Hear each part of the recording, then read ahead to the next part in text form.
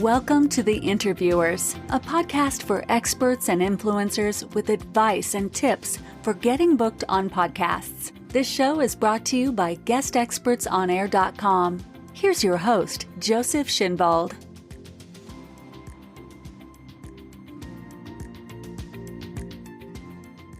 Welcome to today's episode for guest experts who want to jazz up their marketing with podcast appearances.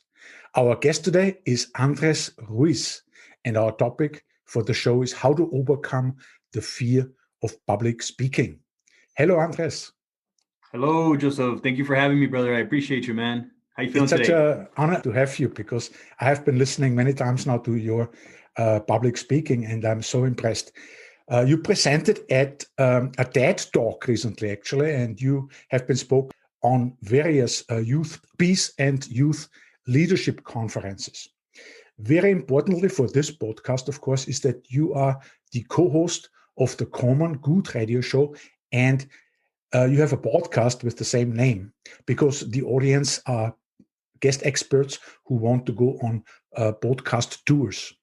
So as a life coach, Andres works with clients from all over the world, including Italy, France, Mongolia, Dubai, Canada, Australia, Ecuador, and throughout the United States. Andres Ruiz is a motivational speaker and coach. He has written an excellent book. It's on Amazon, and we talk about this shortly afterwards. And he has a legacy coaching academy where he teaches a step-by-step program to become a full-time coach. Today, our topic, very relevant, is how to overcome the fear of public speaking. So, Andres, you have identified that there are 5 fears that hold people back from pursuing their goals and dreams. And a fear like failure, fear of failure, rejection, stepping out of the comfort zone, caring about what others think, and not feeling worthy. Can you tell us more about those fears and how to overcome them as a public speaker? That is, of course, also as a podcast appearances. Yes. So thank you for that introduction. I appreciate it, Joseph. These are the fears that keep coming up when every time that I have a session with my clients or sessions with, coaches or speakers that want to step out of that comfort zone, but they are just too scared that if they do step out of their comfort zone, what's going to happen? It's the unknown. We don't know what's going to happen. Like we start thinking, oh no, if I step out of my comfort zone, I'm going to have to leave my friends, or I'm going to have to leave that job, or I'm going to have to start doing more work. And I don't want to do more work because, let's be honest, a lot of us can be lazy. I'm lazy sometimes. I'll admit it. But it's that resistance that we have. We have that resistance of change. We're scared. If we change, what will happen? And that's why there's so many people who don't step out of their comfort zone. And for me, when I was going through my challenges of not having a vision for my future, being depressed, feeling anxiety every day, because I was just not happy with my life and I hated my job, but I would still hear my family and friends saying, well, just be grateful. You pay the bills, you have a house, you have a family, you have a car. That's fine. And so it's a belief that we have that it's okay to be in our comfort zone. And if we ask for more, then we might be a little bit greedy. And we have to start eliminating those beliefs that we have and start changing the story. You see, the story is what's holding us back. That's what's keeping us from our potential, from living our full potential. And that story that we keep telling ourselves is what's going to continue to keep us in our comfort zone, because we tell ourselves, not today, maybe I'll give it a few years, or that's just not for me. I'm only a customer service representative. That's what I was. I was just a customer service representative working at call center jobs, and I just didn't like it, but it paid the bills. That was all I was doing. And so what you have to start telling yourself is, what do I need to do to just take that first step towards something new, something different, and trying new things? Whether it's you need to go on a vacation, you need to join a new club, or you need to start meeting new people, networking. doing something out of your comfort zone, facing that fear to step out. Yes. And the comfort zone, as I would define it, is not something static. Actually, you don't have to really get out of your comfort zone. The comfort zone, in my opinion, is expanding, because it would not be wise to completely lose or leave everything you've built up for you. But only staying in that comfort zone is just detrimental. You have to try to expand your comfort zone, and sometimes you go into the unknowing. Sometimes you have to go beyond that fear. Mm-hmm. Yeah, you're absolutely right. And, the reason why we resist is, it's another fear, another one of the fears that we talk about. And this is a huge one, which is the fear of failure.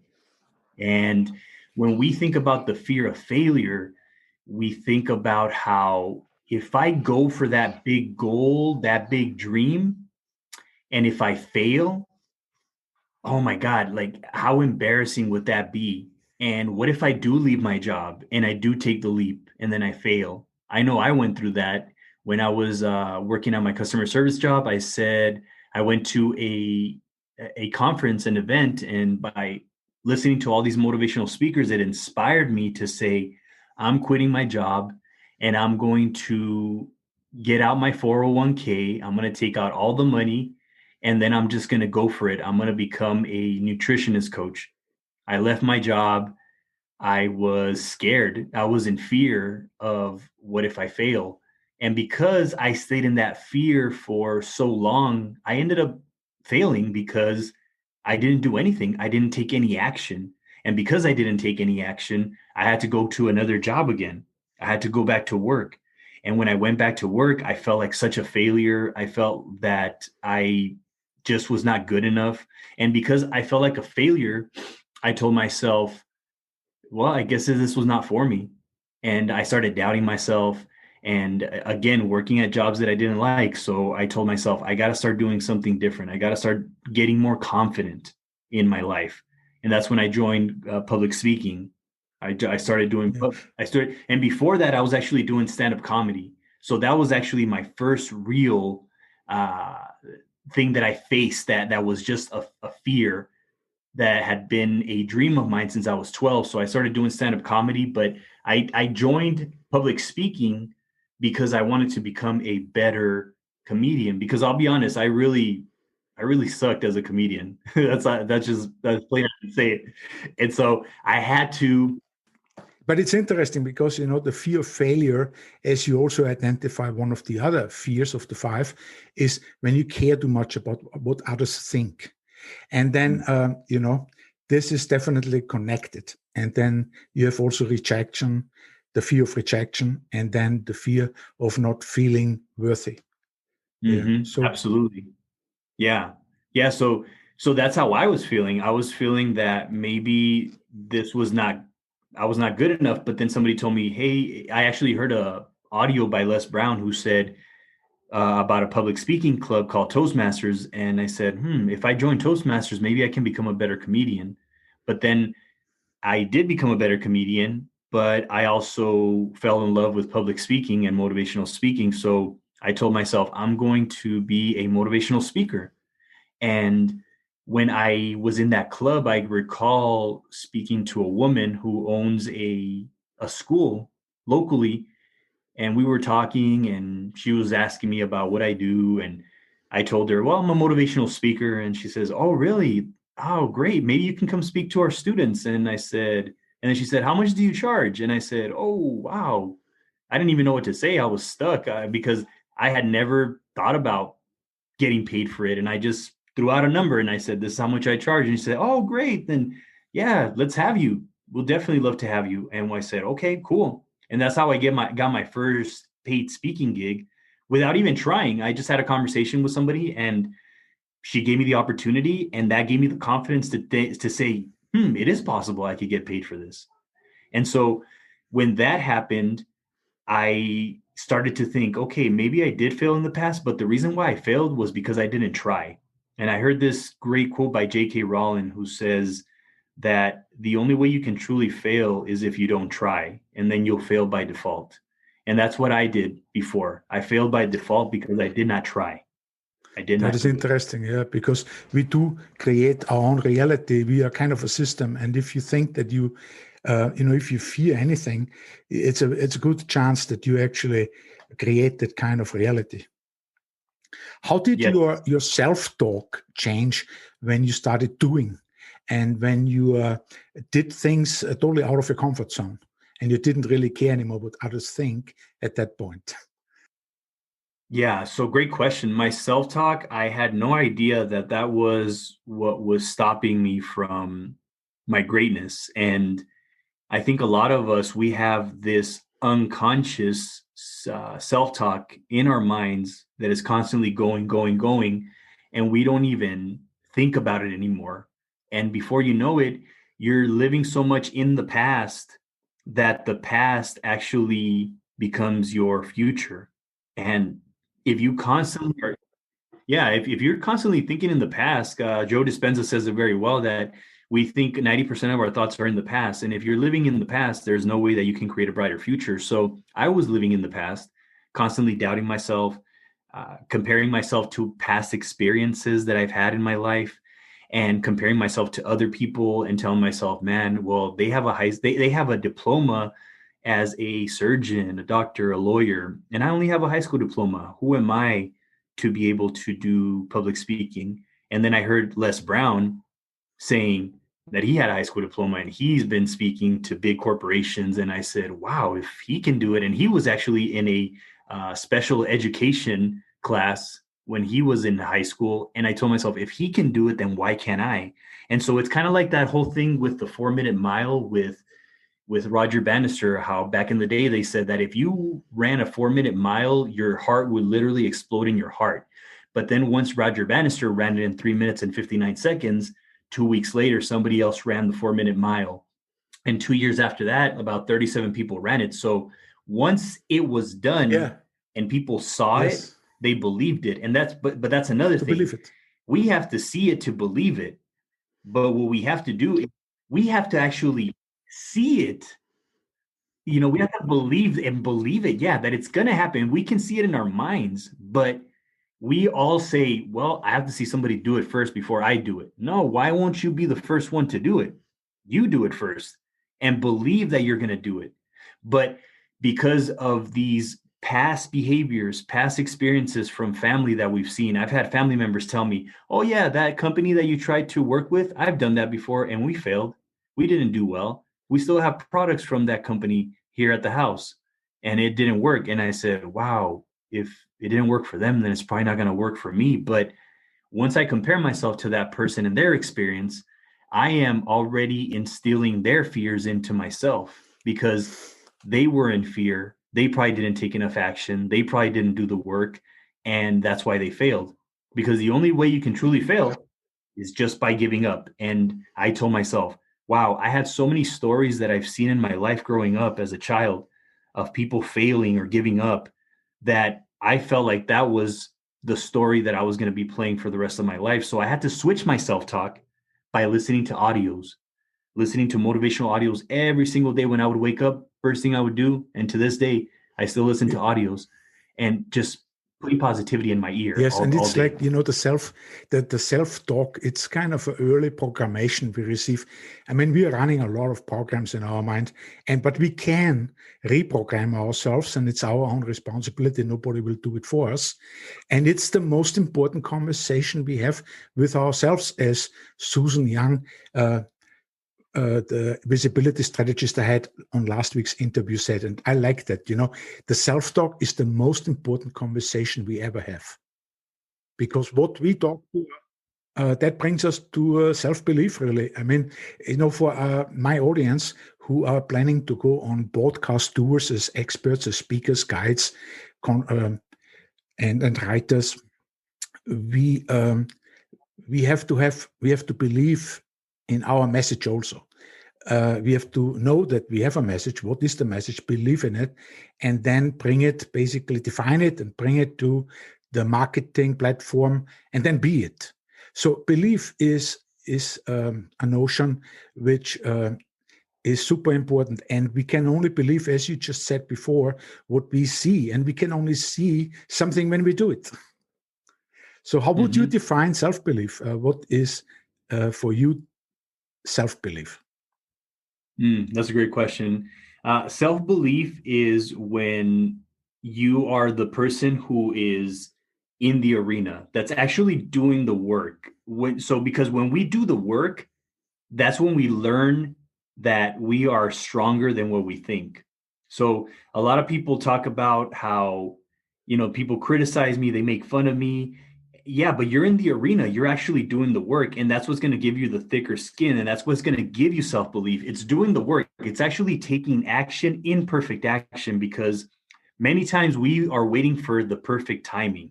We're waiting for the Google Docs to be ready, the slides to be ready. We're waiting for the perfect background. We're waiting for the courses, but then we don't take action. And then we're thinking, man, why am I failing? Well, the reason why you're failing is because you're not doing the work. For example, with clients, you're not doing the work to get clients. You're not doing the work to get paid speaking gigs. You're not reaching out to people. You're not connecting with people. Yeah, you have a great website. You have a great, show, or you have a great, all these courses, website, all this stuff. That's great, but you don't have clients. So you gotta actually do the work that needs to be done, and that's a way of resistance when we are doing, because I used to do a lot of things. I used to do a lot of, for example, I had at one point my courses, my workshops, my podcast, my PDFs, all this stuff, but I didn't have any clients. So I said, what am I doing wrong? And it was because I wasn't connecting with people. I wasn't connecting with the people that I needed to work with. And that's why I wasn't progressing. And so many times the reason why we don't progress is because we make up excuses. We procrastinate.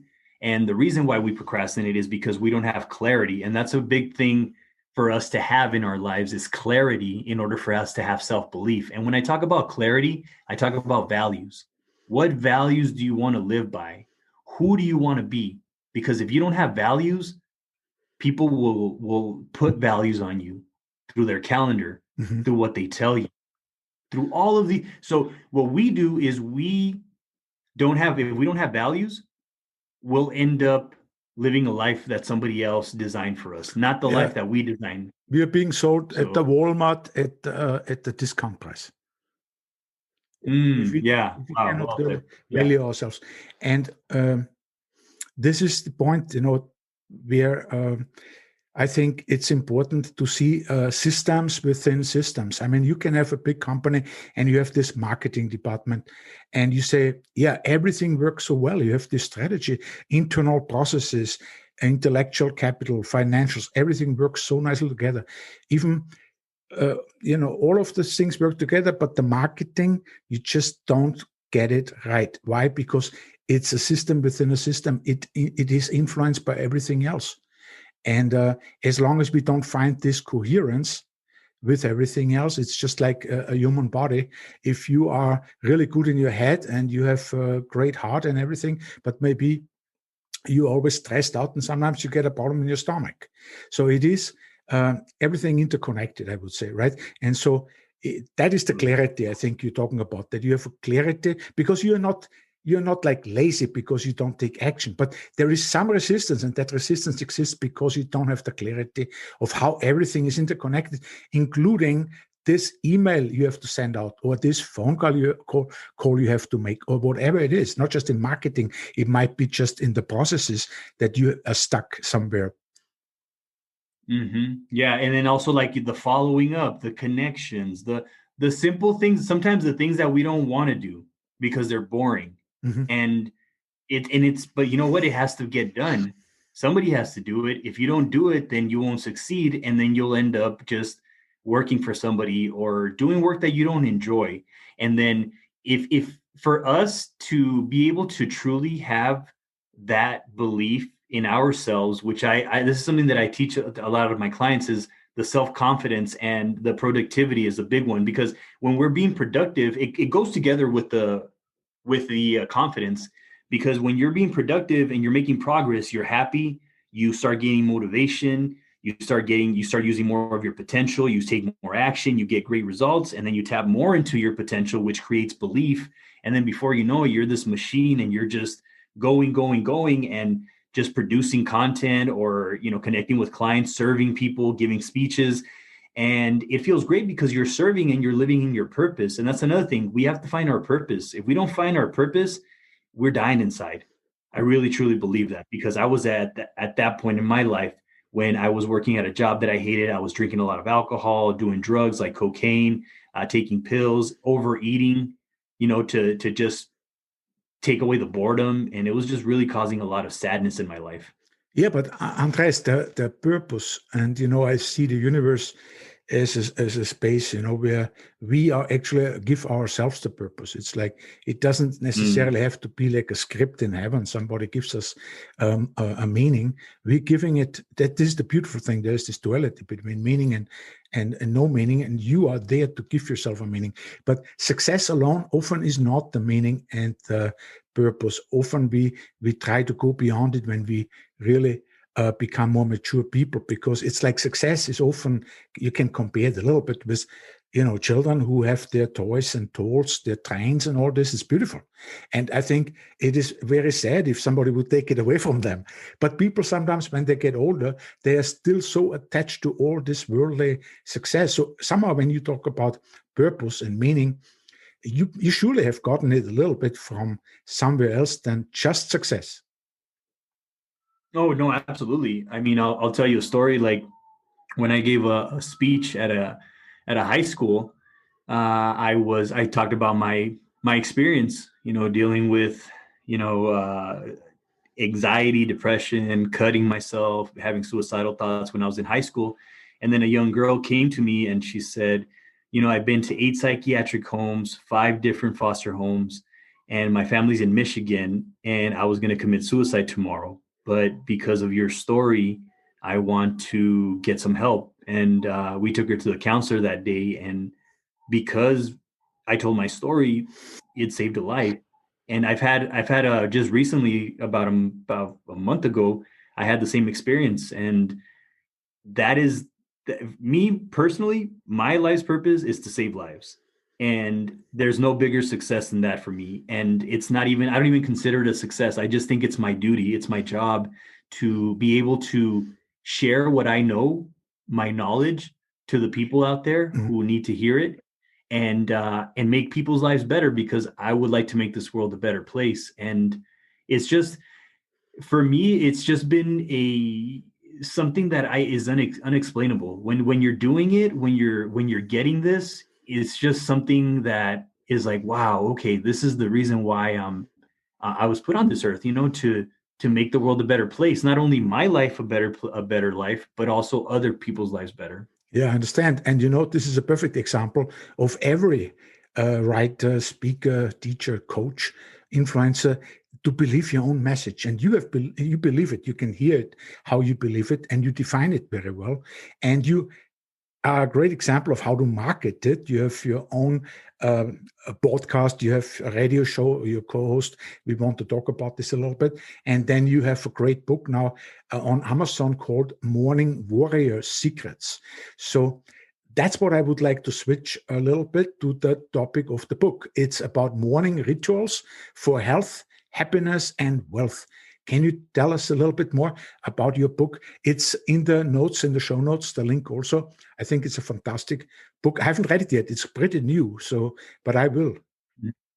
Okay, awesome. Thank you, Joseph. I appreciate it. Yeah. So Morning Warrior Secrets, it just gives you the morning routine that I do in the mornings that has elevated my life and has taken my life to the next level. Honestly, this changed my life, because just think about it. When you wake up, if you have a great morning, you'll have a great rest of your day. And if you have a great rest of your day, you'll have a great rest of your life. But if you're waking up in the morning, grabbing that phone, looking at social media, looking at all the depressing stuff going on in the world, and you start your day that way, it's a possibility you might end up that way. And if you continuously do that every single day, it's possible that you might end up feeling depressed or anxious, like I was at one point in my life. So this book is a very short book. It's like 68 pages long, very easy read. I call it a toilet book. And it's because each chapter is about a page or two. So you could, go to the toilet and just read a chapter or two and feel like, okay, I feel accomplished. I read a chapter today. Or that's how some people have told me, wow, I read, it's so nice to be able to read a chapter. I feel accomplished. And so those are the type of books that I like to write. And there's another one that I'm going to have coming out next year. It's called Confident Warrior Secrets. And that one will be out next year. And I just want to make them really short, sweet, right to the point so that we can get to the good stuff. And there's stories in there, but there's a lot of strategies, and there's also PDFs, audios that you can download, and that will help you elevate your life, take your life to the next level. And it's very inexpensive, only 99 cents, because I want to make sure that I get it into as many people's hands as possible. Yeah, I saw it on Kindle, yeah. Yes. So for anybody that does buy the book, let me know, send me a message, and I'm actually giving a free coaching session to anybody who buys my book. Oh, that's just throwing it out there. That is excellent. I think I like short books also. I'm a big fan of wisdom tradition. I actually studied it for 5 years for a master degree. And the best books are the short ones, like the Tao Te Ching. I don't know if you heard about it, but even in business, there are a lot of short books. They are excellent. Now, then you have a website. It's IBelieveInMyself.org, where you offer a step-by-step program to actually become a full-time coach. Yes. So that it's called Legacy Coaching Academy. And you can go into IBelieveInMyself.org and check it out in there. And it's pretty much just going to give you the strategy on how to believe in yourself. So that's the most important thing, believing that it's possible for you to become a coach. Because at one point in my life, I didn't feel like I could be a coach. But once I believed in it, that it was possible, and I did it, I then, said, wow, I can do this. And another thing we're going to teach you is how to be a coach, how to coach on a one-on-one setting or in a group setting. We're also going to be teaching you the market research side of things. And also we're going to be creating an offer for you so that you can have an offer that people will desire. And then we're also going to just be teaching you how to just pretty much create a predictable system that is constantly bringing in clients so that you can continue it. And that could be through blogs, Facebook Lives. It could be through a podcast. It could be just marketing yourself to make sure that people are seeing you and that you're just serving. And I'm talking like you're just throwing so much content out there that people just become curious about you and say, who is this guy? Who is this woman? What are they doing? What are they about? Like, they have such a great message. I want to talk to this person. I want to know this person. So we're going to teach you that. And it's going to be a group coaching sessions on a weekly basis. I'm going to be coaching you one-on-one. I'm going to be giving you a lot of content, videos, audios, PDFs. We're also going to have a virtual retreat in which we will be dissecting all the market research that you did so we can put it into a offer that people will desire. And we also have a Facebook group. I give so much content in this group. And I'm talking like, I want to give massive content that you have so much content that you don't have an excuse as to why you can't succeed. Right. Except you still have fear of public speaking. So, and we've been talking about it, overcoming the fear of public speaking. We've talked about the 5 fears, about self-talk, about self-belief. And finally, I would really like to still talk about a few things about your podcast and your radio show, because the audience of this podcast is guest experts who want to go on podcast tours. And it's obviously interesting, for instance, the question, how would you be of interest to you to speak on your radio show or podcast? What would you be interested in a guest expert? For those who listen, maybe they can even contact you.